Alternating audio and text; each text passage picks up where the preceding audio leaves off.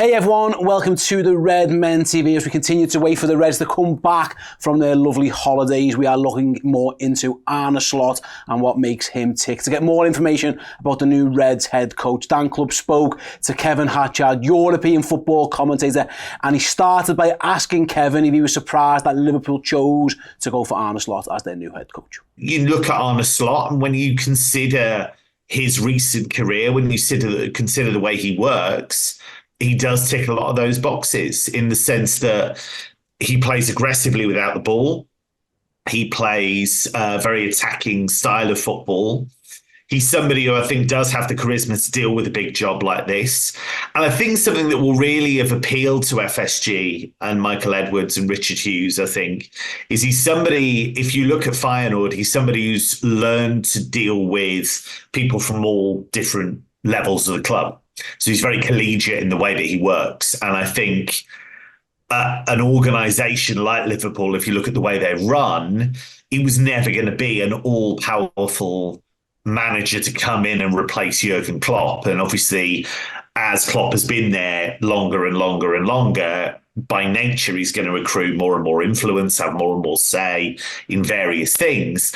Don't think Liverpool actually wanted that this time around. That's not a dig at Jurgen Klopp. I mean, that's the case with any manager who's in a job for a long, long time. It'd be the case with Guardiola at Manchester City, certainly the case with guys like Ferguson and Wenger at their respective clubs. The longer you're at somewhere, the more you become that kind of all-powerful force. And I think maybe Liverpool didn't necessarily want that this time around. No, I think you're right. And this does feel like sort of going back to our roots in many senses, certainly with Michael Edwards in situ, obviously Richard Hughes thereafter. And this appointment, do you think Arne Slot will be sort of part of that team to work in tandem? And like you say, that Jurgen Klopp earned the power that he ended up having at Liverpool. There's no two ways about that, because his success was incredible. But do you think this now is FSG going back to what worked initially, what got us to where we were? Yeah, I think they certainly want somebody who's going to be part of the process. You want somebody who's a big character. You want somebody who's capable of being decisive, and Arne Slot's absolutely that. But you also want somebody who's willing to listen and willing to work with the medical department, with the scouting department, with the recruitment department. You want somebody who's going to take all those ideas on board, stand up for their own ideas, of course, as well. But it's not a my way or the highway approach. Certainly that's not the way he's worked at Feyenoord. He has very clear ideas of what he wants, and the club have, made allowances for that. But equally, there's the example of Santiago Jimenez, who's the Mexican striker, who's done so well for Feyenoord in the last couple of seasons. Slot was told not to start him too much to start with, because they wanted to work a little bit on his biomechanics. They wanted to slightly change the way he ran. They wanted to slightly change the way he approached things. So they didn't want to overload him in the early part of the season. And so Slot took that on board and said, okay, I won't start him relentlessly. He was sub for a while, and then he earned that regular first team place. So I think he's somebody that has those principles, but he's willing to listen as well. Okay, that's interesting. I feel like it fits quite nicely actually into the FSG model and the way they go about it, that working in unison and the harmony of it all. That's impressive. Just on him more generally then, quite an impressive CV really so far up until this point in his career. Obviously, AZ Alkmaar, they were on course for all intents and purposes to potentially lift the Eredivisie before that season came to an abrupt end. I mean, it is pretty good work what he's done up until now. Yeah, it is really impressive. As you say, at AZ, he'd done a brilliant job, really, in the sense that he took over, and I think they would have been champions, actually, if you look at their results against the big hitters in the Eredivisie that season before COVID struck. I think there was a very good chance of them winning the title, which would have been an enormous achievement. Mm-hmm. You look at the way he's turned things around at Feyenoord, which was a club that had a big name, but was lagging behind Ajax and PSV, no doubt about that. And he's managed to get them to the top of Dutch football. And really, they've only been denied this season by an incredible season from PSV under Peter Bosz. So, you have to put that in context as well. They've won the cup. They've had some good European runs. I think it's always really interesting when you have a managerial search like this, what fans will get excited about and what they won't. So some fans might have had an idea of Ruben Amorim, for example, and thought, right, he's an exciting guy, we want to go for him. Well, all of the things you would get excited about Amorim, you get excited about Arne Slot, because there's a guy who's taken over a club that hadn't won the title for a while, has won the title, has had some good runs in Europe, plays, an exciting style, and somebody who not only is punched above their weight, but is able to develop players as well. And so all of the things that made Ruben Amorim an interesting candidate are the things that should make Arne Slot an interesting candidate as well. And I also think same reservations are true of both as well, because making the leap from the Premier League, for me, is similar to making the leap from the Eredivisie. There are a clutch of strong clubs at the top and a clutch of clubs that maybe aren't strong elsewhere. And so it is a leap. But every managerial appointment is going to be a leap, is going to be a risk. And so I think for what Liverpool want, and for the kind of style that Liverpool have been playing, for the kind of players they already have, I think he is an exciting appointment potentially. Okay, that's really interesting. And that takes us nicely on to the next question, actually, because I'm going to ask you sort of stylistically, because I spoke to Mark Carey a month or so ago now from The Athletic, and just as almost a throwaway line, he mentioned Arne Slot as being somebody who ranked very highly compared to Jurgen Klopp's style and the way his teams play. And I do wonder whether they've looked at that clearly, because we know it's a data-driven approach, so they obviously have. But it feels as though, obviously, Pep Lijnders was never in line to get the job because he said immediately. So this is almost a little bit of continuity stylistically, it feels like. Because we mentioned Ruben Amorim, like in terms of the formation, his preferred was a 3-4-3, so it's different. Whereas with Arne Slot, we might be getting not Klopp 2.0, but it's more similar, would you say? Yeah, I think so. I think that's fair to say. He's played a lot of 4-2-3-1, but he's played a lot of 4-3-3 as well. It's not going to be anything that's completely out of whack with what Liverpool have been doing. And I think that certainly, you look at some of the players that he has at his disposal, I think he could certainly work with them.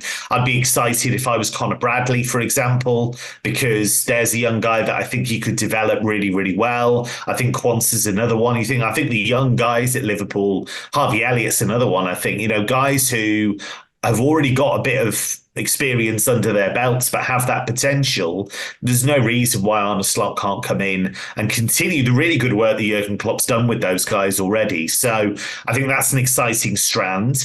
In terms of what Liverpool fans expect, having watched Klopp's football for a long, long time, they're not reactive Slot's teams. They want to go and win the ball really high up the pitch. And we've seen that in terms of those high regains, as the data guys say. They want to win the ball high up the pitch. I mean, Feyenoord are right up there with Liverpool in terms of the volume of those high regains. But they're not slavish to it. If it's not there to be won, then they will drop back into a defensive shape, and they will be, a little bit more patient. It's not pressing for pressing's sake. It'll be interesting to see how he adapts it to the Premier League and how he adapts it in the Champions League as well. So I think that fits. He wants to score goals. He wants to attack. He doesn't, it's not about results above everything. He has that kind of Dutch philosophy about him, if you like. I think another point that's really interesting, and I think in the social media age, this is always going to happen, right? He's bald and he's Dutch. So what are people going to say? They're going to start talking about Erik ten Hag. There are two strands to that, I think. I think the first one is Erik ten Hag is a good coach. Erik ten Hag is not at a settled football club. He's at a club that is still going through enormous change with a group of players that has been hit and miss. And I think has had a lot of challenges. Now, that's not to defend Ten Hag. That's not to say, he's been amazing. He clearly hasn't, especially in the second season. But I don't think you can look at what's happened under him at United and suddenly go, wow, Slot's going to be no good either. It doesn't make any sense. He's coming into a very different setup. He's coming into a more settled setup, I would say.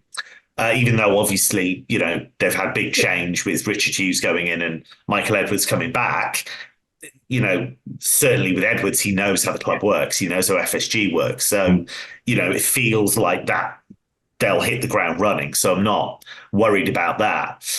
And I think the other thing as well is that, there are reservations about the Eredivisie. There's no doubt about it. And that's not a knock against that. It's just you leap up a quality level there's no guarantees. But his English is excellent. He's a very good man manager. You listen to players who played for him, work with him, they'll almost uniformly tell you that he improves players, that he gets the best out of players. And I think he's the kind of guy that could, do the politics of a big club like Liverpool. Not that it's the same as somewhere like Bayern or PSG or something like that, but you still need to have that ambassadorial ability like Jurgen Klopp absolutely has. I think he can do that. So, yeah, I think it's potentially very exciting. I think there are a number of avenues that could have gone down, and I think this is one of the really positive ones. Okay, that's a good ringing endorsement. Anyway, I was going to ask you about sort of the fan side of things away from the football. But before I do, I completely agree with you on the man management front. I spoke to João Carlos Teixeira, who played with him briefly at Feyenoord for a little while, and he spoke so highly of him. Highly, I was almost surprised given how little he did play, because he was on the bench pretty much exclusively. But honestly, he absolutely adored him. He said he learned so much of him in training, and he joked on the bench as well. So you're right. To keep someone like that so happy, despite barely playing, it shows how good a man manager he is. On the similarities, I've spoken to a few people in and around this now, a couple of Feyenoord fans, and they've drawn comparisons between Liverpool and Feyenoord as cities, obviously Rotterdam, and as football clubs. Do you see that as well? I mean, Klopp's found a way to resonate with us as a fan base and get that buy-in. Arne Slot's done something similar at Feyenoord? Yeah, he has. And I think he's really understood what needed to happen at Feyenoord. It's worth remembering he's been part of a kind of club-wide process of modernisation. They've completely revamped the scouting department. They've completely revamped the recruitment. Dennis de Kloeze, who's basically the supremo there, responsible for building everything there. He's been a huge part of that. And I think, you get the sense that you think about Liverpool. Liverpool's an interesting one, isn't it? Because obviously, won the Champions League under Rafa Benitez, did some incredible things under Rafa Benitez, couple of Champions League finals. Liverpool are never totally out of that limelight for long, which obviously for us is a great thing. So it wasn't like they were in massive decline when Klopp took over, but I don't think anybody could have reasonably expected the consistent jump that Liverpool made. That's the thing, I think. I think it's the fact that he's made Liverpool consistently relevant instead of just, European champions, but then, are they anywhere near winning the league? That kind of thing. It's been much more of a kind of consistent thing, I think. And that was the case with Feyenoord. I know it's a much smaller sample size, but when he took over, they were nowhere near winning the league. And it's been patient growth. And I think he's a very passionate fan base. As you say, there was always real potential in Rotterdam in terms of kind of really harnessing that vibe in the city. I think he's absolutely done that. I think the passion they play with, the intensity they play with, the fun factor as well. They're great to watch, Feyenoord. Doesn't do any harm that they smashed Ajax the other week either. And I think that's another thing, actually, just a slight tangent, but I think it's relevant. He's quite a smart guy. And the reason I say that is because could have gone to Tottenham, could have gone to Chelsea, Premier League jobs, attractive Premier League jobs in London, that's a draw for a lot of people. But I think he realised how badly off Ajax were. And I think he thought there's an opportunity here to have a bit more success with Feyenoord. Now, in the end, nobody saw PSV coming. And PSV have had a season for the ages in the way that Leverkusen have, really, in Germany. But I still think the reasoning was sound, that he felt he could get a bit more out of the club for another year, obviously coach them in the Champions League, develop himself by doing that. And even though they didn't come out of that group, which I think was a bit of a shame from their point of view, he still would have learned a hell of a lot. So I think there's a guy that is quite smart and not impulsive. And I think that's probably a good thing as well. Yeah, I'd say so. Yeah, I think it's quite something to turn down the Premier League, really, but to do so, obviously, it does show that he's not just jumping at any given opportunity; he's waiting for the right time. And in terms of his personal growth, it's something I've praised Xabi Alonso for, actually. In terms of he could have easily just jumped and gone, "Yeah, let's do it," but he doesn't feel like he's the best version of himself as a coach now, and you can only really respect and praise him for that. So I guess Arne Slot falls into a similar category. As well, you mentioned it earlier on in terms of recruitment he's been able to sort of be a part of and oversee. It's been pretty impressive. A Feyenoord, not a club that keeps hold of its best players religiously, so he's had to sort of bend and flex and regenerate and make new teams time and time again. He's done it quite well. Yeah, and if you look at some of the guys that he's developed who come from nowhere, really, Hartman, he's worked wonders with, young player, when he had to replace. Obviously, Malacia moved, so they needed to find a new fullback, and he absolutely managed to do that. You look what he's done with Mats Vifos, who came in from second division football, and I think he cost €600,000 or something like that, and now he's worth millions and millions. So did a brilliant job with him.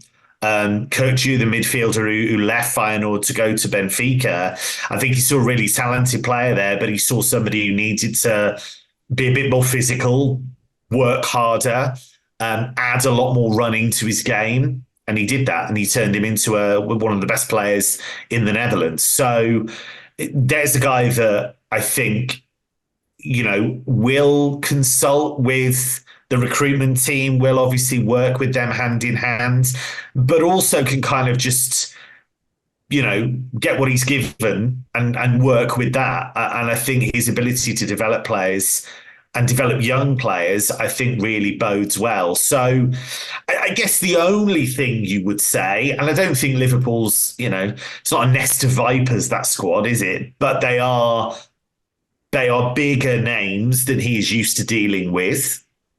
And they've obviously got some quite tricky contract situations at the moment.